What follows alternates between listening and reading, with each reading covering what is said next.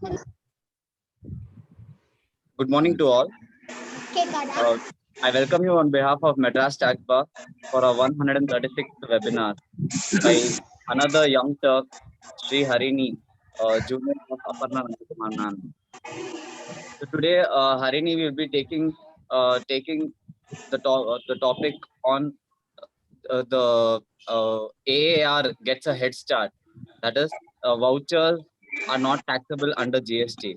It's a very interesting topic, as we are all aware that last year we have conducted a lot of webinars on advanced ruling authorities. So today we are going a step further, and it is good to see that Young Turk is taking up this topic again. And this is our third webinar in this, as we call it, a second season of Tax Bar, where the junior is taking us through it. So once Harini completes the presentation, we will have the question answer round. And if you have any points of view or if you have anything to supplement to whatever she has said, you can please raise your hands or put a message in the chat box. You will be unmuted. I request all the participants to kindly keep yourselves muted through the entire presentation. And then at the end, we will have uh, the discussion round. So I welcome once again all to join for joining us today. And I one more request I make is that from the next session onwards, I request all the participants to kindly put your names in the before joining the meeting instead of having your device names as your meeting name, so that we can have a track about who's joining and who's not joining. So thank you very much again. And Harini, over to you. All the best. You can start sharing. Thank you for the introduction. I'll just share the screen.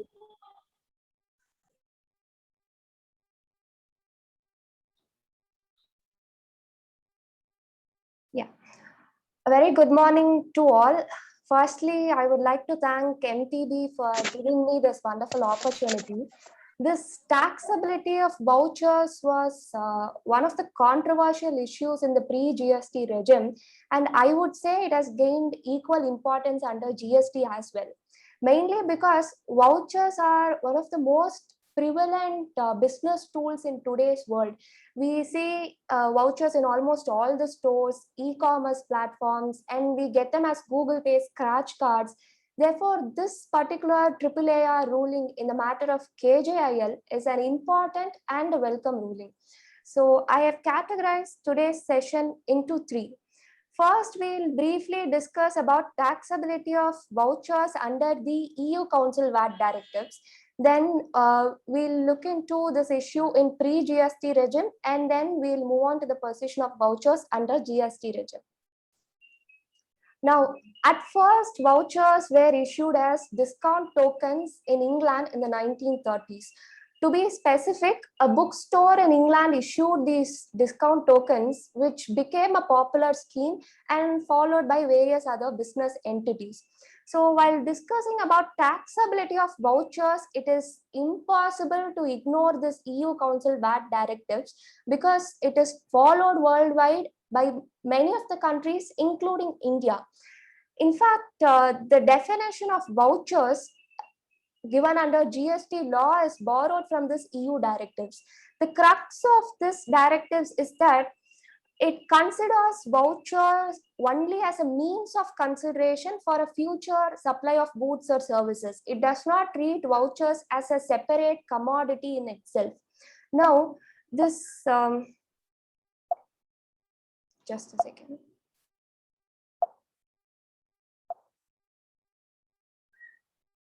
I'm sorry, I can't change the slides. Just a second. Harini, you can stop sharing the screen and again reshare it. Yeah, give me a minute. Yeah.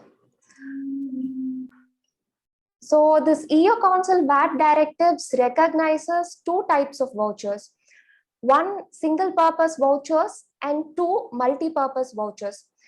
Though there is no specific recognition of this classification under our GST law, it has been indirectly brought out in sections 12 subsection 4 and 13 subsection 4, where it deals with time of supply of goods and or services respectively. I will deal those two sections in detail in the forthcoming slides. Now we'll see what are SPVs and MPVs and how it is treated under the EU directives.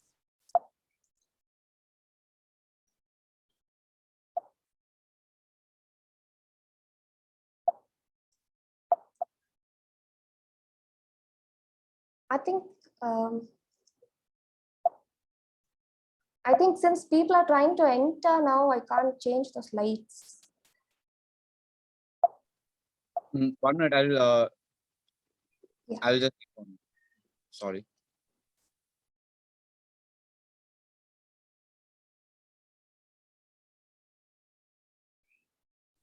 Pallavi, can you remove Harini as the co-host? You can just keep myself and you as the host. Yeah, I'll just do that.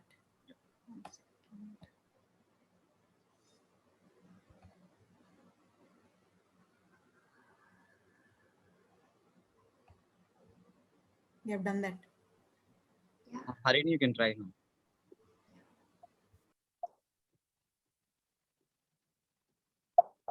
Or else just reshare the screen once again. Yeah, once again.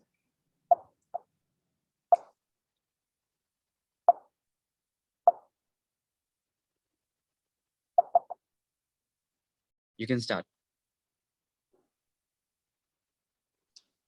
So yes, I'll start again.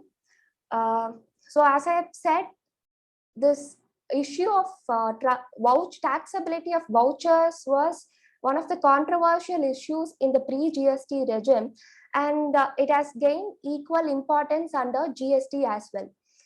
Now, we can see vouchers in almost all the stores, e-commerce platforms and Google Pay scratch cards. Therefore, this particular AAAR ruling in the KJIL matter is an important and welcome ruling. Now, I have categorized today's session into three. First, we'll briefly discuss about taxability of vouchers under the EU Council VAT directives.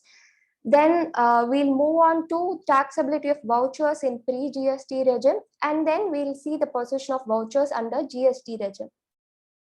As I stated, vouchers were initially issued as discount tokens in England in the 1930s, that is by a bookstore which issued these discount tokens, which became a popular scheme and followed by various other business entities. Now, this EU Council directives is followed worldwide when it comes to taxability of vouchers, including India. In fact, the definition of vouchers as provided under GST law is borrowed from this EU directives. The crux of this EU directives is that it considers voucher only as a consideration which is paid for future supply of goods or services and not as a separate commodity. It recognizes two types of vouchers. First is the single purpose vouchers and then multi-purpose vouchers. Though our Indian GST law does not specifically recognize this classification, it has brought out this distinction in sections 12 subsection 4 and 13 subsection 4, where it deals with time of supply of goods and services respectively. I will discuss those two sections in elaborate in the forthcoming slides. Now we'll see what are SPVs and MPVs and their tax treatment under EU directives. So SPVs, that is single purpose vouchers, are defined under Article 30A clause 2 of the EU Council directives. That is, as per this definition, if two things are identified at the time of issue of the voucher, that is place of supply of goods or services, and the VAT due or the tax due on those goods or services are identifiable at the time of issue, then it is a single purpose voucher. For example, if I purchase a voucher from a jewelry store, which I can redeem only at that jewelry store, which I can redeem only against gold rings. Therefore, the place of supply is known. And since I already know that I'm going to purchase gold rings, the tax due on those gold rings are also known. Therefore, that becomes a single purpose vouchers. In case of single purpose voucher, it is taxable only at the time of issue and not at the time of redemption. In fact, the subsequent transfers are also taxable as per this EU directives. That is because this EU directives considers that in case of SPVs, there is no independent transfer of voucher and transfer of supply of goods.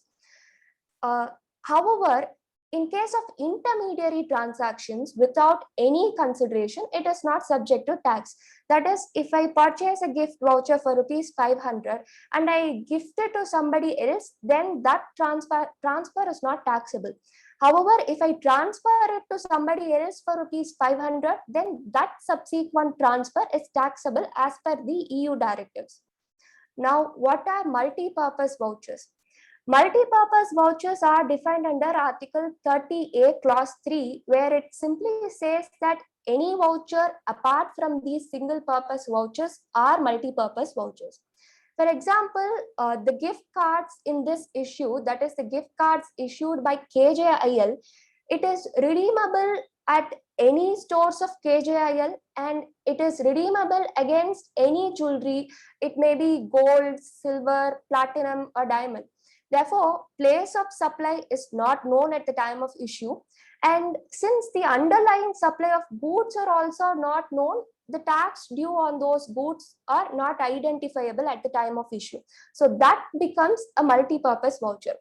Here, I would like to share another interesting example of this multi-purpose voucher. Recently, the German government has proposed to the live performance industries and the transport industries to issue vouchers, what are popularly called Corona vouchers. Due to the pandemic, these live performance industries and transport industries had to cancel their services. And to prevent these business entities from becoming insolvent just by paying refund to their customers, the German government proposed this scheme of Corona vouchers, which is redeemable against a variety of services at a particular business entity, or it is redeemable at a few other business entities. Therefore, that is also a multi-purpose voucher. Now, in the case of MPVs, it is taxable only at the time of redemption, simply because tax due is not known at the time of issue. Now we'll move on to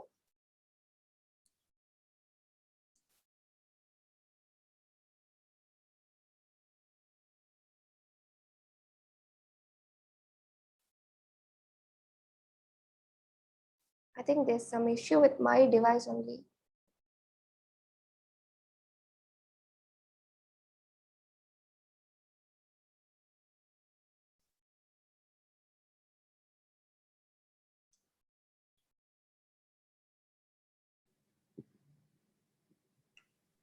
Is it not changing again?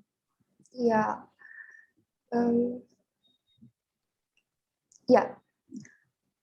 Now we'll move on to taxability of vouchers in the pre-GST regime. As we know, definition of vouchers was not specifically provided either under VAT Act or the Service Tax Enactment. It was neither included in the definition of goods nor in the definition of services. Therefore, how are these vouchers treated in the pre-GST regime?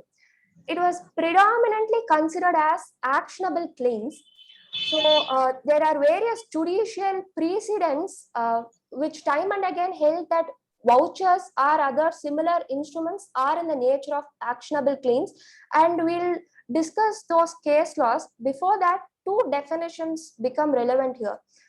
First is the definition of goods under section 2 subsection 21 of the Tamil Nadu Value Added Tax Act, where it defines goods as goods means all kinds of movable property other than newspapers, actionable claims, stocks and shares, and securities. Therefore, except these exclusions, all other movable properties are goods as per the definition of goods under VAT Act. Now, what are actionable claims? It is provided under Section 3 of Transfer of Property Act, where two things are considered as actionable claims. One, claim to any debt, and two, beneficial interest in movable property not in possession. So, are vouchers actionable claims according to this definition? Here, three judgments are very important, so I'll discuss them one by one. First is the Sodexo meal vouchers judgment. Here, the question before the Supreme Court was whether meal vouchers are goods. That is, in this case, Sodexo printed and issued prepaid meal vouchers to their clients who are employers or companies, who in turn issued those vouchers to their employees, who can redeem it at various hotels or restaurants or eateries as specified in the voucher. Therefore, the job of Sodexo here is to issue those vouchers and arrange for food facilities at various hotels or restaurants. Whether these vouchers issued by Sodexo are goods for the purpose of levying local body tax as per the Mumbai Municipal Corporation Act. Now, the Honorable High Court of Bombay held that these vouchers are goods. Circus pandriya. These vouchers are goods, and the Honorable Bombay High Court held that these vouchers are goods because they are a separate commodity capable of being sold. However, the Supreme Court categorically held that vouchers are not goods. This decision of the Supreme Court was based on three principal reasons. First is based on the nature of the vouchers. That is, vouchers are not a commodity which is capable of being sold independently. In fact, the Supreme Court held that these are just a medium for the supply of goods or services. And then the second reason as stated by the Supreme Court was that these vouchers are in the nature of prepaid instruments, and these prepaid instruments are regulated by the RBI guidelines and the Payment and Settlement Systems Act 2007. I will discuss about this guidelines and act in the forthcoming slides. Now, what is important is the RBI guidelines mentions the purpose of these prepaid instruments, and while reading it, it is understandable that the real nature of vouchers are not goods but a payment system. And therefore, the third reason as stated by the Supreme Court is the real character of the transaction. So here the real transaction which we have to look into is the free food supplied by an employer to its employee. And to supply that free food, the employer has availed the service of Sodexo. Therefore, the taxable supply or the question of taxable supply should be looked into with respect to the real transaction, that is the free food supply. Now, the next before that, the Supreme Court in Sodexo propounded a test to see whether these vouchers are goods or not. That is, we have to examine the intention of the issue of these vouchers. Are they intended to be sold separately or sold separately? Now, it is based on three other important judgments. The first is the BSNL versus Union of India, where the question in BSNL case was whether SIM cards are goods. There, the Supreme Court held that SIM cards are not goods. It is a part of the telecom service provided. It is not intended to be sold separately as a commodity. Therefore, it is not subject to sales tax. Similarly, in the case of Idea Mobile Communication, the Supreme Court held that the SIM cards are part and parcel of the telecom service provided. In fact, it is just an identification of the subscriber who avails this telecom service. Therefore, it is not a good and it is not subject to sales tax. The third judgment is the Sunrise Associates versus Government of NCT Delhi, which we will discuss in detail.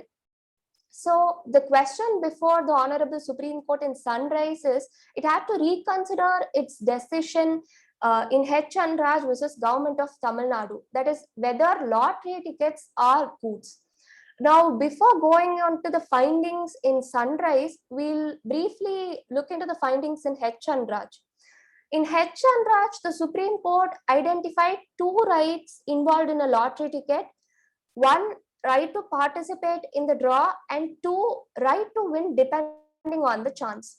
So in H. Chandraj, it was held that the right to participate in the draw is a beneficial right in movable goods which falls under incorporeal goods as per Article 366 clause 29A subclause D of the Constitution of India. Therefore, it was held it is subject to sales tax. Whereas with respect to the second right, that is right to win, it was held that it is a chosen action, and therefore being an actionable claim, it is outside the purview of sales tax. This judgment in H. Chandraj was followed by the Honorable Supreme Court in Vikas Sales Corporation and by various other high courts. Now, we'll see what is decided in Sunrise Associates. Here, it was categorically held that the distinction of rights as held in H. Chandraj is unwarranted because both the right to participate in the draw and the right to win the lottery are coexistent. One cannot sustain without the other. In fact, interestingly, there was a dispute regarding what was actually held in H. Chandraj. The Delhi High Court held that H. Chandraj held that lottery tickets are goods, lottery tickets in itself are goods. Whereas in Sunrise Associates, it was clarified that in H. Chandraj, it was held that right to participate, which is involved in a lottery ticket, is only subject to sales tax, being an incorporeal good. Therefore, what are these lottery tickets? In Sunrise Associates, it was held that lottery tickets at best are actionable claims because the right to participate in the draw, as we have seen, is a beneficial right in movable property which is not in possession at the time of purchase of that lottery ticket. Therefore, it is a actionable claim as per its definition. And another interesting observation made by the Supreme Court is that actionable claims are goods, but not for the purposes of sales tax because it is specifically excluded in the definition of goods as per Sale of Goods Act, which is the basis for the definition of goods, and sales tax acts of different states. Now, the Supreme Court in Vikas Sales Corporation held that transferability of something will alter the character of that thing to be an actionable claim. That is, if something is in the nature of actionable claim, just because it is freely transferable, it will not be a actionable claim. This was clarified in Sunrise Associates, stating that transferability is not the point of difference between actionable claims and goods. In fact, the real difference lies in the definition of actionable claims. Whatever falls under the definition becomes actionable claims. While determining the nature of these lottery tickets, the Supreme Court held that if lottery tickets are to be considered as goods, then the issue of those lottery tickets are sale of goods. So as per the Sale of Goods Act, if it is a sale of goods, then there must be a transfer of ownership in goods. However, in case of lottery tickets, if a lottery ticket is issued, at best, what I receive is just a chance to win. Therefore, there is no sale of goods, there is no transfer of ownership in goods there. There is no other value attached to that lottery ticket apart from just being an evidence of that right which I have received. Now, the other important judgment is the Bharti Airtel judgment. It was delivered by the Honorable West Bengal Taxation Special Tribunal, where the question before the tribunal was whether recharge vouchers are goods. The tribunal followed the judgment of the Honorable Supreme Court in Sunrise Associates and held that these recharge vouchers are in the nature of actionable claims. While determining the nature of these vouchers, the tribunal held that these vouchers are just receipts or acknowledgement of the payment I have made to purchase the telecom service. That is, if I pay rupees 100 and get an Airtel recharge voucher, then what will I do? I will scratch the back of that recharge coupon. I will enter that number in my mobile phone, and thereafter it gets activated. After that, that recharge voucher has no utility at all. I just simply have to throw it away. Therefore, there is no intrinsic value to these vouchers like other goods. Now, so what are these vouchers? As I said, it was held as actionable claims. So here, these recharge vouchers were held by the tribunal. That is, it falls under both the heads of the actionable claims. First, with respect to debt. So the 100 rupees I pay to Airtel while purchasing that voucher is a debt at the hands of Airtel. Airtel has to provide me that telecom service as and when I activate that card. Therefore, it is a non-monetary debt at the hands of Airtel. In fact, the tribunal placed its reliance on the Black's Law Dictionary, where it is stated that debt may also be a non-monetary thing that one person owes another, such as goods or services. And with respect to beneficial interest, so when I purchase that recharge voucher from Airtel, I will not automatically get the telecom service. I have to do a specific action to activate the telecom service. So from the time of purchase till the time of activation, what I have is a beneficial right in movable property, that is the telecom service, which is not in my possession. Therefore, as per the definition of actionable claims, beneficial right in movable property not in possession is also an actionable claim. Now, by following Sunrise Associates, it was held that transferability cannot alter or change the nature and character of an actionable claim. Just because Airtel issues these vouchers to their distributors for the purpose of marketing and sale, it will not prevent it to be an actionable claim. In fact, this is where the EU directives is slightly different from the Indian law. The Indian courts have held that transferability is not the criteria to tax single purpose vouchers. Now, we'll move on to the possession of vouchers under the present GST. Before we examine the legal provisions, I just want to give a brief outlook on the facts involved in this issue. So here, KJIL issues gift cards, and whether these gift cards are taxable under GST is the question. So I can purchase a gift card from KJIL. For example, if I pay rupees 1,000 and get a gift card from KJIL, I can redeem it at any stores of KJIL, and I can redeem it against any jewelry or articles of jewelry which is available at KJIL except gold and silver coins, and I have to redeem it within a year. If I redeem it within a year, for example, if I'm purchasing jewelry for rupees 10,000, I can pay rupees 9,000 in cash, and I can pay rupees 1,000 by way of this voucher. Now the 9,000 I pay is the monetary consideration, and the 1,000 I pay by way of voucher is the non-monetary consideration. In case I have forgotten to redeem it within 1 year, then I can approach KJIL for a refund after the expiry period. So these are the brief facts involved in this issue. So the gift cards issued by KJIL are in the nature of prepaid instruments. So we'll briefly see what are prepaid instruments. Now, prepaid instruments are something which have a value already loaded in it. That is, the 1,000 rupees I pay to KJIL is the consideration that I'm paying for a future supply of goods or jewelry. Therefore, that consideration I paid is recorded in the instrument as face value. So these are prepaid instruments, and these are governed by the Payment and Settlement Systems Act 2007 and the regulations therein, and the master directions on issuance and operation of prepaid instruments issued by RBI. Certain provisions of these RBI guidelines and the act is relevant, or it will help us in determining the nature of vouchers.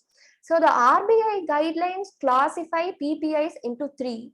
First is the closed system PPIs, then semi-closed system PPIs, and then open system PPIs. Closed system PPIs are something which is issued by an entity which is redeemable only at that entity. For example, the KJIL gift cards, which I have said now, KJIL issues those cards and it is redeemable only at KJIL and not at Joy Alucas or Jos Alucas. Similarly, the Metro Rail cards, it can be used only at metro stations and not anywhere else. So these are closed system PPIs.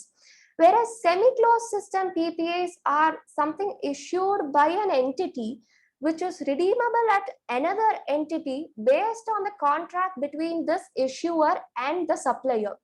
For example, the Sodexo meal vouchers. Sodexo meal vouchers are issued by Sodexo, but it is redeemable at various other hotels or restaurants. Therefore, these are semi-closed system PPAs.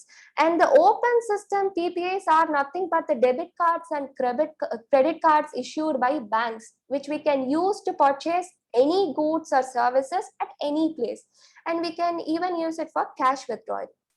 So, to operate in these PPIs, an authorization from RBI is necessary. And apart from that, to issue semi-closed system PPIs and open system PPIs, a separate authorization is necessary. And the RBI guidelines from time to time will prescribe the standards of this instrument, be it the form of the instrument or the minimum value for which it has to be issued, or the maximum period for which it can be issued, or the terms and conditions that is to be agreed between the issuer and the holder. Therefore, these standards are necessary to determine the nature of the instrument. Now, another important provision in this RBI guidelines is that non-banking entities must deposit the amount collected against the issue of these vouchers in a separate escrow account different from its bank account. And this escrow account is solely maintained for the purpose of settlement of obligation to the PPI holders and third-party merchants who are involved in the issue of vouchers. This becomes relevant here because we can see that there is no revenue recognition at the time of issue of these vouchers. And similarly, in case of refund, as I have said, if the validity period has expired, a customer can approach the PPI issuer and the PPI issuer is obliged to make good the refund. This obligation is not automatic. It arises if and only when the customer approaches him. Whereas in the case of refund due to failure or cancellation or return or rejection of transactions, then the PPI issuer is automatically obliged to refund their customers. So this also becomes relevant because again we can see there is no revenue until there is a supply made by the PPI issuer. Now we'll move on to the legal provisions under GST. So we'll begin with the definition of vouchers, which is provided under section 2, subsection 118 of the CGST Act. There it states that voucher means an instrument where there is an obligation to accept it as consideration or part consideration for a supply of goods or services or both, and where the goods or services are both to be supplied or the identities of their potential suppliers are either indicated in the instrument itself or in related documentation, including the terms and conditions of the instrument. Essentially, it is defined as an instrument which records the liability of the issuer subject to the terms and conditions agreed between the issuer and the holder. As I have said, this definition is borrowed from the EU Council directives, and the tax treatment is also similar to that of the EU Council directives. Now, why was this definition introduced in the first place? So, to understand that, we'll look into the legislative intention. I have reproduced the relevant paragraph from the minutes of the 5th GST Council meeting. Here, as we can see, while discussing section 12 subsection 4, that is the section which deals with time of supply of goods in case of vouchers, a minister from West Bengal has raised his query regarding the nature of vouchers, whether they are goods or services. To answer that, the CCT Gujarat clarified that if vouchers were given for use in a grocery store, the point of supply of goods shall be fixed through this provision. And the secretary suggested to define the term vouchers in the definition. Therefore, it is evident that the discussion was not regarding the nature of vouchers. They did not intend to classify it as goods or services. It was regarding the point of supply involved in case of vouchers. In fact, that is the reason why we have a separate definition of vouchers under GST law. It is not treated on par with goods or services, but it is treated as a separate class in itself. The whole discussion was to see what is the instrument or the role of the instrument involved in such kind of transactions. So it is neither goods nor services even under GST law. So what are they? Are they actionable claims even under GST? So before answering that question, this particular Karnataka AAAR ruling is relevant.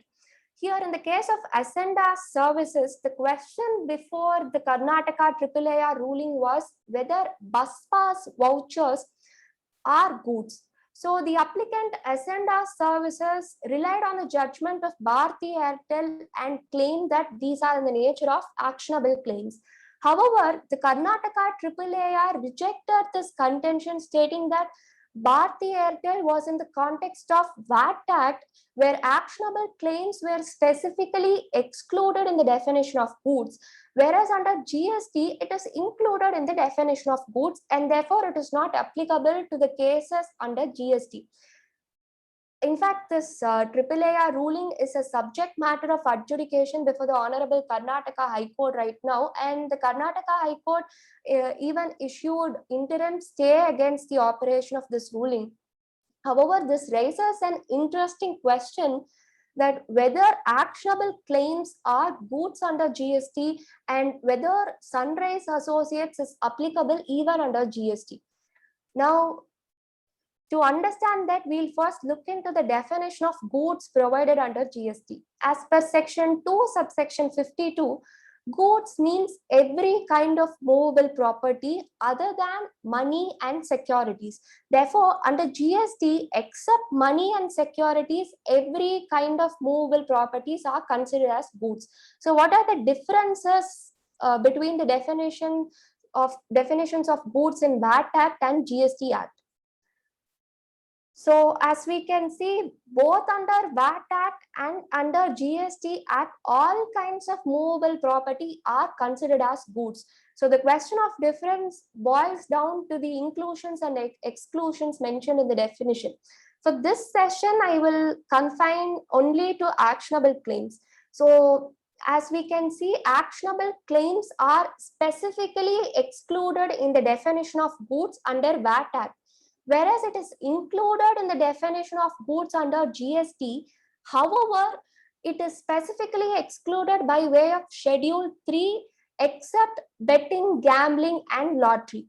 What is Schedule 3 of the Act? Schedule 3 specifies the activities or transactions which are treated neither as a supply of goods nor services.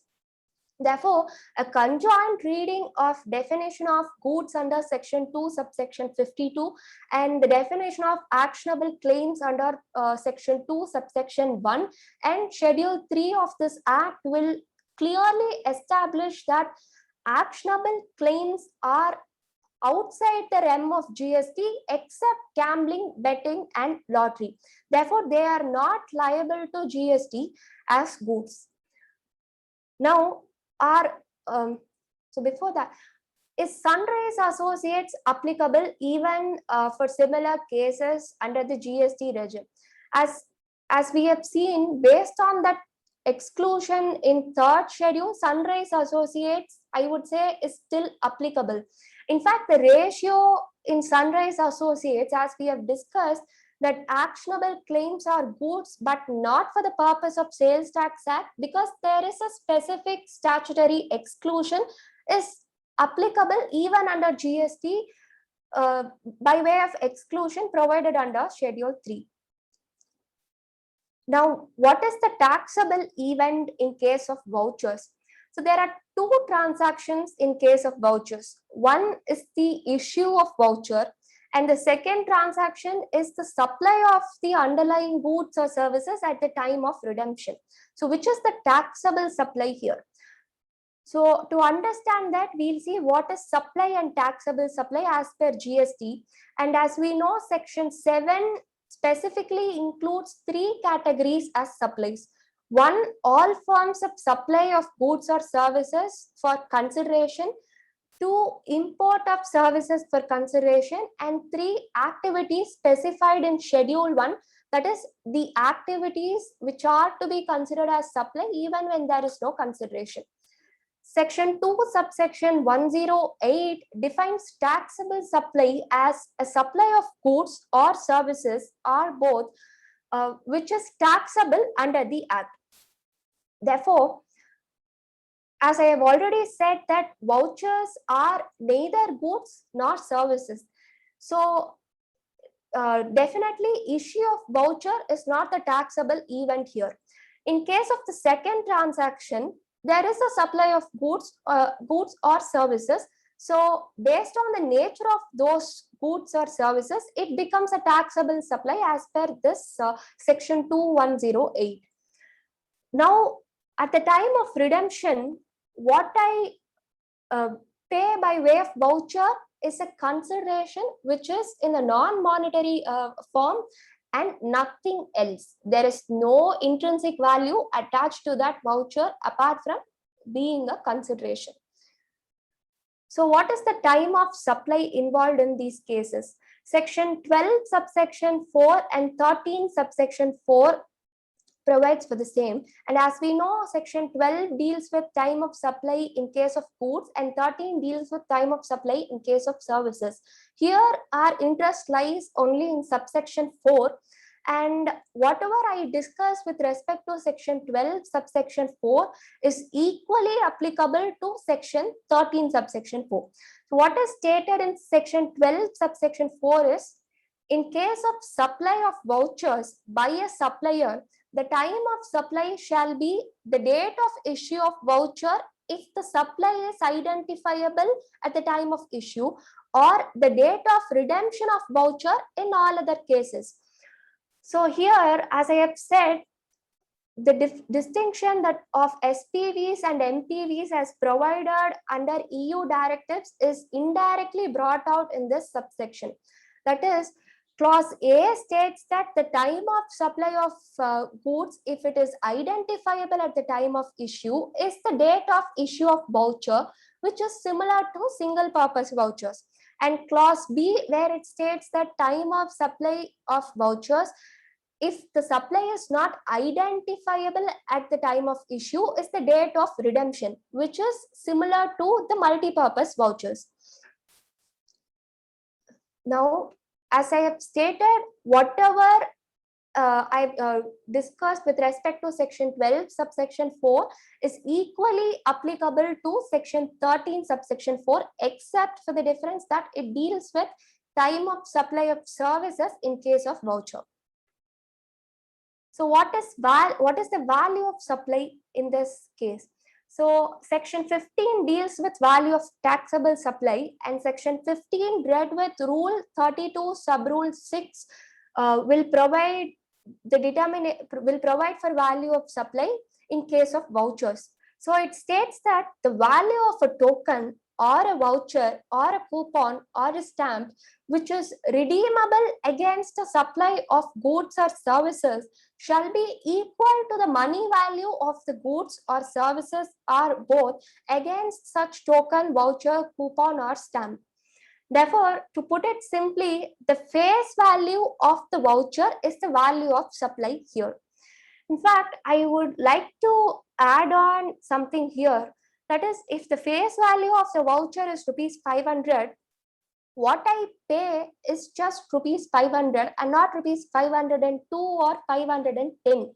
Therefore, it is evident that there is no revenue recognized by the issuer at the time of issue or by way of issue of these vouchers. I just wanted to add that point. Now, whatever I've discussed so far was the basis of our submissions before the Honorable AAR. The crux of our submissions are that vouchers are neither goods nor services but actionable claims. This contention was rejected by the Honorable AAR, stating that vouchers are in the nature of goods under GST, and these vouchers are not actionable claims because if KJIL gift cards are lost, it cannot be replaced. Therefore, it was held that it is not an actionable claim. In fact, the Honorable AAR classified these gift vouchers into paper-based gift vouchers and gift cards and specified the rate of tax as per CTH 4911 and CTH 8523 respectively. We went on appeal before the Honorable AAR, where again majority of our submissions were the same, except where we submitted that if the Honorable AAR ruling is followed, then there is a double taxation. That is, the underlying supply of goods or services are taxed at the time of issue and at the time of redemption as well. And the crux of the submission was again vouchers are actionable claims even under GST, and Sunrise Associates and Sodexo are applicable to our case. However, the AAR was not impressed with this contention. In fact, it did not want to go into the question of actionable claims or applicability of Sunrise Associates in case of vouchers under GST. It was stated that if vouchers are to be treated as actionable claims, they are only goods and not services, and therefore the time of supply would be provided only under Section 12 and not under Section 13. And nevertheless, we won the case based on first principles. It was held that vouchers are neither goods nor services, and it is just a payment system or a non-monetary consideration which is paid for the future supply of goods or services. So, however, in our case, as we have seen that the KJIL gift cards are in the nature of multi-purpose vouchers. However, the AAR considered those vouchers as single-purpose vouchers and therefore taxable at the time of issue. So with respect to that, we have filed a rectification before the Honorable AAR, and it is pending before the Honorable AAR.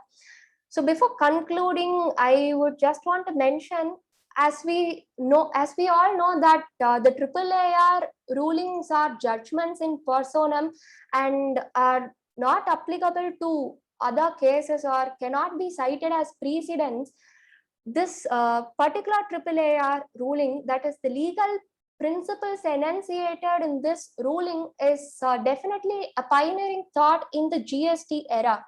Therefore, it can be adopted in similar cases, and I would say this is just the beginning of the tunnel, and it definitely looks bright from here. And before I conclude, I would like to thank my seniors, Aparna ma'am and Nandakumar sir, for giving me this opportunity and guiding me throughout. And I would also like to thank all the participants for the patient listening. Thank you.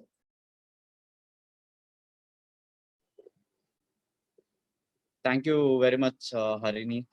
Before we move on to the question answer round and the discussion, I would like to congratulate you on such a vivid presentation and taking through all the points in a very simple words and very clarity in a very with a lot of clarity. Thank you so much. Thank you so much. So I call upon our participants to come forward and give their views, or if you have any doubts, you can come forward and ask your queries also in this. And if anything has to be supplemented also, you can please come forward and give in your views and thoughts to this presentation. Thank you. If anyone wants to come up, you can raise your hands in the app, or you can put a message in the chat box. So first up is Rohan. Rohan, you can unmute. Harini, excellent presentation. Thank you. That I learned a lot today. I have one doubt on, as in this is something which has intrigued me for some time, on the interpretation of 12.4 and 13.4 time of supply. Yeah. Now, assuming there are two scenarios, assuming that it's a single purpose voucher, so the underlying goods are identifiable. Okay. Let Yeah. us say in the Kalyan Jewellers case, it is only against gold, and gold is taxable at a specific rate. Right. So, and if those vouchers are freely transferable. So at the time of issuance of voucher by Kalyan Jewellers to a particular customer, it will be taxed as per 12.4, because it's only a single purpose voucher for a specific good. Yeah. Now, when that customer, if he wants to sell it again, yes, at that time also will it become taxable again? Because assuming that he's a business customer, I am a company, I purchased the voucher, I'm selling it to my employees, let us say. So whether merely because it is a single purpose voucher, then at the time of issuance itself, I have to pay the tax. So the issue of double taxation, will it come indirectly? Because at every sale of that voucher, although the voucher is the actionable claim, the underlying goods become taxable. So whether every sale will attract a tax. So this is where, as I have stated, our Indian law and the precedents stated by propounded by the Indian courts are slightly different from the EU Council directives. So first, under the EU Council directive, single purpose vouchers are taxable at every subsequent transfer. Whereas, as we have seen from Sunrise Associates and Bharti Airtel, transferability is not the criteria to tax, even if it is a single purpose voucher. And one more thing I want to add is, in case of single purpose vouchers, as you have said, that it is taxable at the time of issue itself because the underlying goods or services are identified. Now, for example, in the case of Bharti Airtel, the Airtel company has to subsequently transfer it. It has to first transfer those recharge vouchers to the distributors, who will in turn issue these vouchers to the customers throughout the country. Therefore, it has been specifically held in that case that subsequent transfers are not taxable because these are in the nature of actionable claims. And I would also like to state that in the case of KJIL, that was the point for which we have filed rectification. That is, it was not a gold voucher, it was a general gift voucher which is redeemable against any jewelry. Therefore, that is the rectification we have filed before the Honorable AAAR. I think I've clarified. Yeah, thank you, Harin. Yeah. If anyone wants to clarify further on this point, you can please come forward.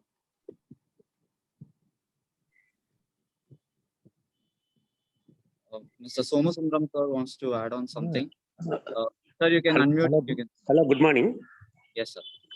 Excellent lecture.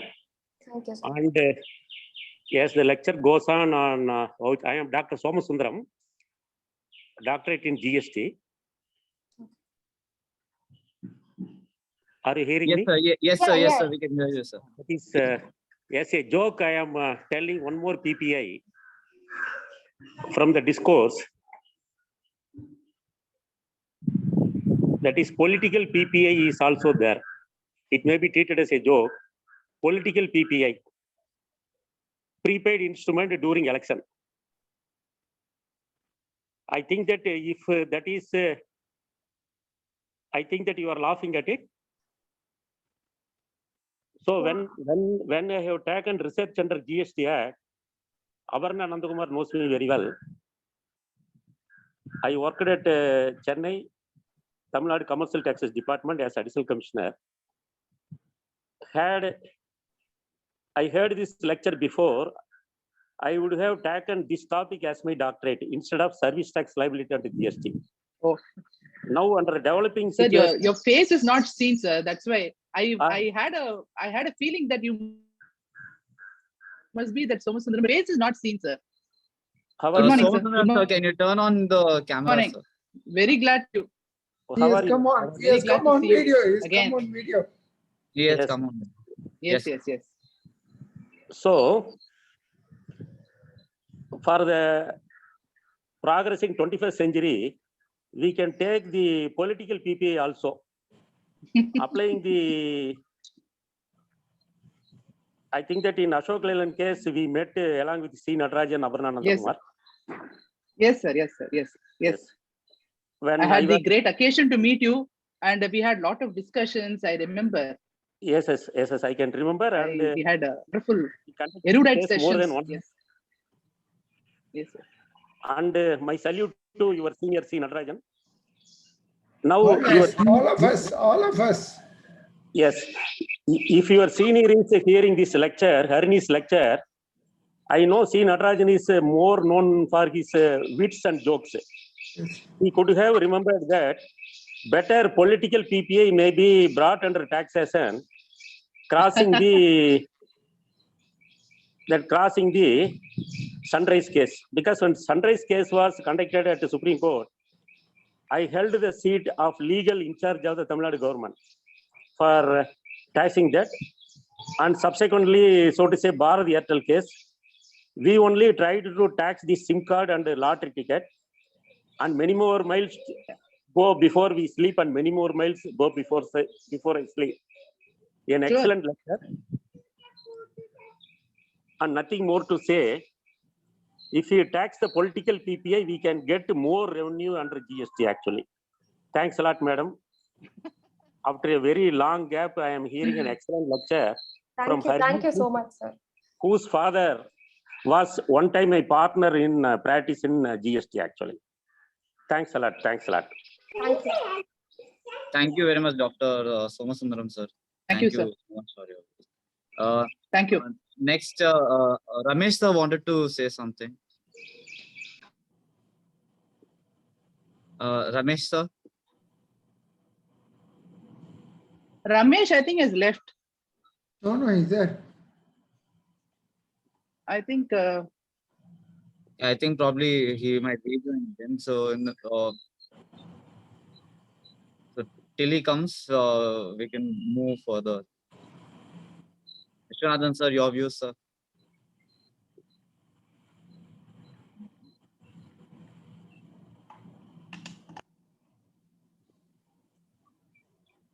Vishwanathan sir, Raghavan sir. No, I don't know whether I'm right in putting this question. How these vouchers are different from DEPP licenses which were taxed is one question of mine I want to understand. And my second question is all these hotel vouchers were subjected to service tax, if I'm right, in the pre-GST regime. I want you to comment on that. That's a fantastic question, sir. The Yasha Overseas Corporation path, we will have to, that's a very beautiful answer. I mean, question that you've asked, why DEPP licenses should not be compared with the vouchers. In fact, I think that is the point of difference that Sunrise has made. That No, it is I had a hesitation to ask this question before. No, it is a very nice question. Because Sales Corporation, I think, was followed in Yasha Overseas also. So we have to see the point. Harini, you have to go through this. It's a very nice, interesting question. You will have to answer it. I'm sure. I think she's not prepared for that. Let her answer that question. That's a wonderful question. No She'll answer it. In fact, She has to answer this question. Yeah, I will answer in detail later, sir. But this Yasha Overseas was also considered in Sunrise Associates, and I think they've distinguished how these licenses are different from the vouchers which are in question. I will definitely answer that in detail later, sir. Take your time. You've done a wonderful job. Kudos to your senior. Of Your course. clarity of thoughts was very good. Your presentation was excellent. There was no misunderstanding. You were very clear to understand and disseminate also. Keep it up. Thank you, sir. The flow was really very smooth without any between. Thank you, sir. Technical, but not. That But is it you was responsible really for that. You should have made an exercise before. Yes, sir. I apologize for that. Yes. Uh, Every day bombshell is coming, all juniors coming and excelling. We are feeling very small now. Definitely not, sir. We've all learned from all. No, I am saying in a different way, being proud of you all. Really, we are proud of you all. Very well done. we have a good lineup coming up, sir, in the coming week. So all juniors. So Pramod, you should, Prithvi, you should also take it up. One session. Yes, sir. Definitely, sir. Let us hear V.S. Jayakumar now. Yes, oh, Ravindran, you want to speak? Okay. Dr. Somasundaram, sir, wants to add something more. Yes. Excellent question regarding license. And in my view, though the judgment is reserved by Harini regarding that is a license, it is only paid for a particular purpose actually. Is it audible? Yeah, yes, sir. It is only paid for a particular service actually. Like GST registration and income tax PAN number, the license is to do something as per the rule of law or the law of the land actually. So definitely, as the license is having certain obligations also, definitely it cannot come under the purview of the tax liability, and it is only an entitlement to do and to identify a particular work and also a particular person or a particular service or something like that. But anyhow, the question is an excellent question, an outstanding question. Sir, I will supplement. I'll try to supplement it. Yes, madam. Yes, madam. See, if you see the Tamil Nadu VAT Act, this DEPB license has been included in the first schedule, and the definition actually excludes actionable claims.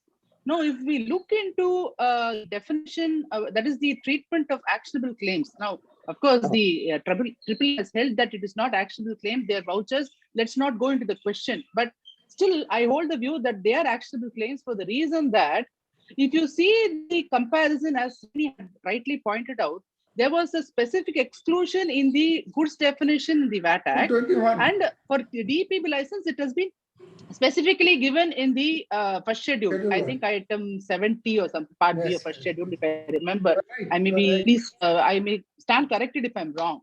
You are right. Okay. Then, with regard to the actionable claim as such, although it has been included in the goods definition in the GST enactment, there is a specific exclusion in the third schedule. Therefore, the effect is the same. Therefore, applying Sunrise, the Sunrise Associates judgment is still applicable according to me. Of course, the AAR has taken a different view. Thank God we won the case. That's a different issue altogether. But as this particular aspect has not been agreed. But I suppose in future, this definitely it has paved a way for a new thinking. And that is where the AAR has given is a head start. I would say that.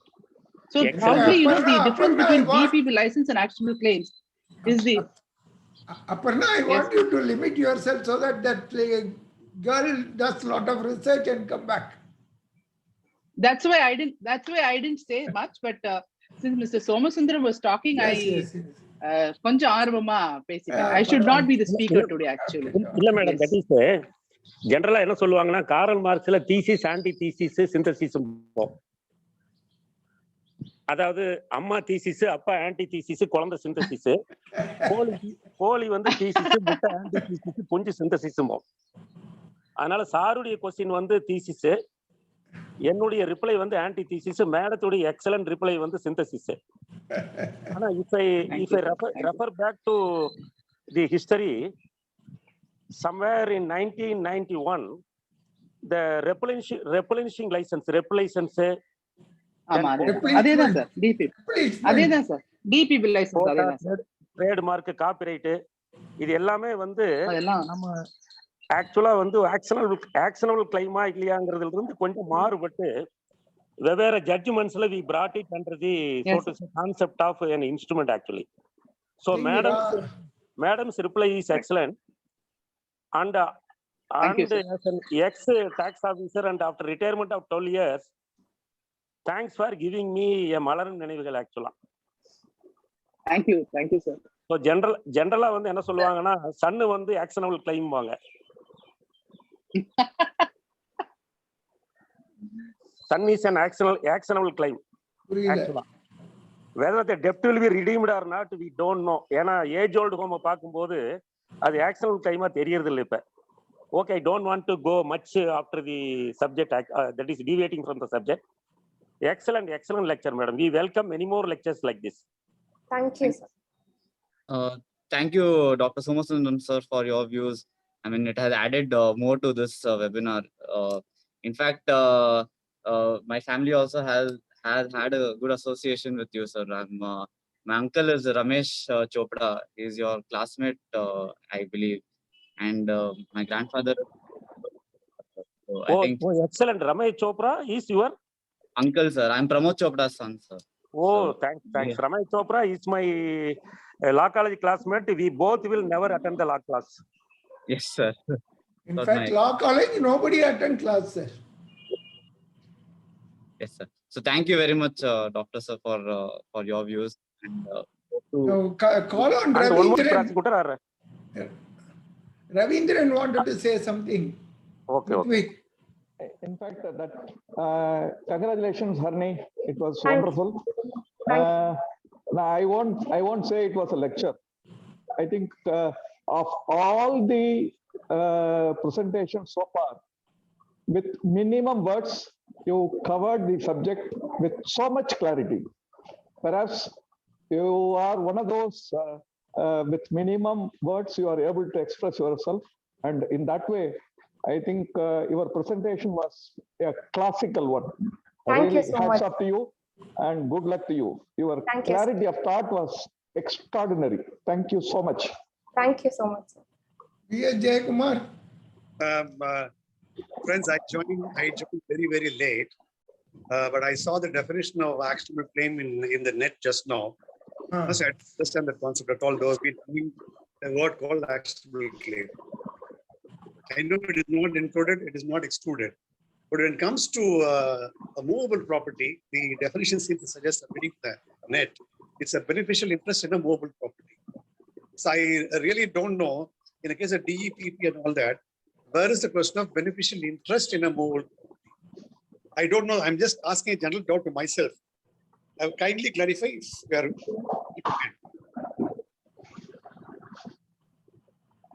I'm not much aware of the DAPB licenses, sir, but I think you made an interesting point that in case of movable property in DAPB licenses, I don't know the answer because nobody knows the answer. It is excluded from the schedule, so it's okay. Okay. So thank you very much. I think we'll have to go through Yasha Overseas sir. Yasha Overseas and how it has been distinguished in Sunrise and why it was included in the schedule. All those things have to be seen. It's a deeper subject, but it's a very interesting thought also, because tomorrow the department may come with this view also. We do not know. So we have to think on those lines also. There are certain argument for the Gujarat High Court on DEPP license. Suddenly, one fellow said it's not an actionable claim.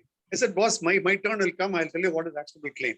Somehow it slipped the mind of the judges and managed to come out. No, but DEPB license under the sales tax enactment and the VAT enactment have been recognized to be incorporeal goods. Therefore, it is statutorily provided, whereas actionable claims have not been statutorily provided. That's the line of difference which Sunrise has pointed out. Sunrise has said that actionable claims are goods, maybe, but because it is statutorily excluded, they are not taxable. That is the crux of the judgment of Sunrise. And therefore, whether Sunrise is still applicable is definitely applicable according to me. And of course, according to Harini also, that was the argument that was presented. However, AAR has not taken that argument into consideration. They have not gone to the question of actionable claim. Why it is still applicable is because actionable claims have been specifically excluded under the third schedule, even though it is included in the goods definition. So a conjoint reading will show that actionable claims are not goods, except the 3 ones that have been specified in third schedule. Because third schedule talks about activities which are neither supply of goods nor services which fall outside the realm of the GST Act. Therefore, you cannot equate DEPB license, but of course we have to look deeper. This is a very peripheral thought that I'm giving. It has to be looked into, it has to be thought about in the GST era also, I'm saying. Aparna, yes. The sun is holding the ministry now. There's a time for sunset. Thank you very much. Aparna, Yes. Aparna, my only view is this. According to you, statutorily it is excluded actionable claim. But in a right in an immovable property, how do you bring it under the definition of goods at all? That is another thing. Now, see, the issue is it has been brought.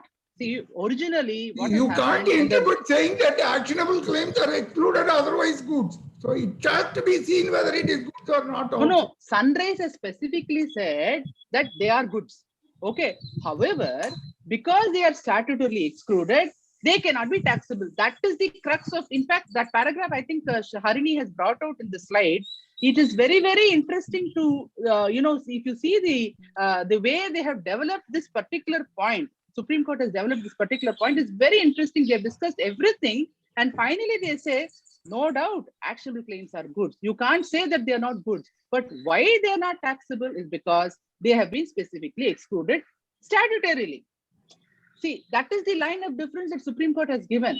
Therefore, whether that decision is applicable in the GST era, it is certainly applicable, because if you read the goods definition and the voucher definition, as well as, I mean, of course, vouchers are actionable claims is the question. So voucher, the goods definition and third schedule, the same effect which was under the VAT Act still continues, is the argument presented.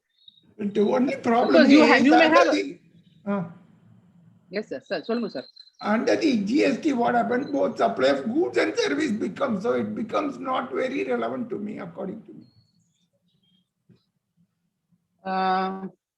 No, it is quite relevant, sir, because they have specifically included the definition and excluded. Other இங்க include பண்ணிட்டு அங்க exclude பண்ணிட்டா.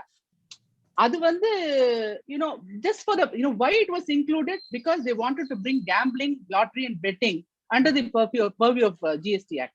Because originally lotteries were considered as actionable claims and outside the purview. They specifically wanted to include these 3 activities, and therefore they brought it into the definition as well as exclusion and exclusion, double negative, exclusion and exclusion. அதுதான் கொண்டு வந்திருக்கா third schedule. No, so it's a double negative. If it is independently a tax on goods, whether they could have brought it is the question. They could not have. Now because they could not have. Yeah. That they could not have. Yes. No, you are saying about the actionable claims goods illa அப்படிங்கற view வந்து it requires a lot of more pondering. That is yes. That is a line of argument that we have to. It's a debatable point. Yes. Thank you so much for the opportunity. I think the session has opened further doors to go more deeper into the subject. Yeah. With the likes of our seniors, I think we can definitely hold on one more session on this particular topic. With everyone coming, giving their own views. Vishwanathan sir, I think even you can, it's a long pending session to be conducted by you also, sir. So I think even you can come in. No, after seeing the juniors, I am now jittery. I can't do anything now. Sir. And with Aparna, with our speaker today, it's mind-boggling to me. அது இந்த தமிழ்ல சொல்லுவாங்களே, வேற level. Yes, sir. Sir, so I just want to say one thing. I'm very proud because this particular AAAR, the hearing was conducted both by Poojesh and Sriharini. I'm very proud to say that they did a thorough preparation. In fact, they did the preparation and came and showed it to me. It was a wonderful preparation. Both of them were they had prepared so well and they presented it so well, because the first hearing was a physical hearing. Obviously, I was not there. Second hearing was a virtual hearing. I was in the next room. I didn't go there at all because, I thought that my presence will kind of make them jittery, and they did it so well, so excellent presentation it was. I'm very proud about my juniors. I should say this now. Very good. Aparna, whatever you say, all that we accept, but without you as a guru, it is not possible. Please accept that also. Please. Enna sonnalum, I accept that. I accept that compliment, no doubt. But it involves a lot of deliberation by the individuals themselves also. Different thinking is required in all this. It's not just a straight jacket. I did guide them. Of course, I did guide them. No doubt about that. Anyway, thanks for the opportunity to interact with you all. So I'm little confident today. Okay. APS sir, any closing thoughts, sir, before we end the session? Our summary kudutruvaru nama group la. Yes. Summary we can give in the group. It's an excellent presentation today. To understand the controversy as repeatedly projected by Viswanathan, you have to see from the Andraj's case. Andraj Sunrise Associates. Voice is not here.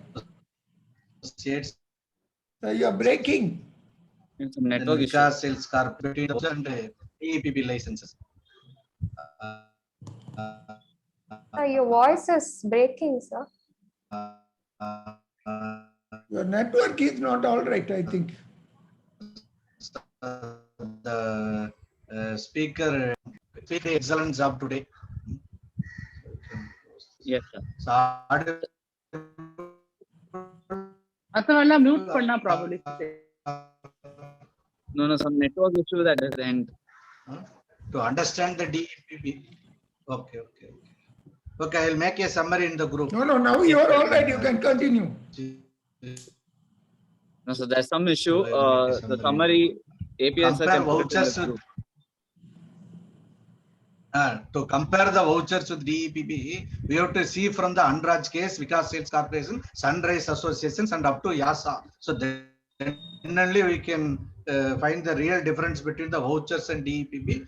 Both you cannot say that they in the equal pedestal and say they are not taxable. REPP license and DEPP license falls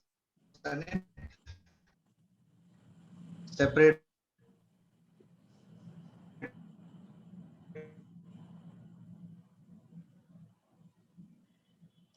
I think some net issues that we can the vouchers like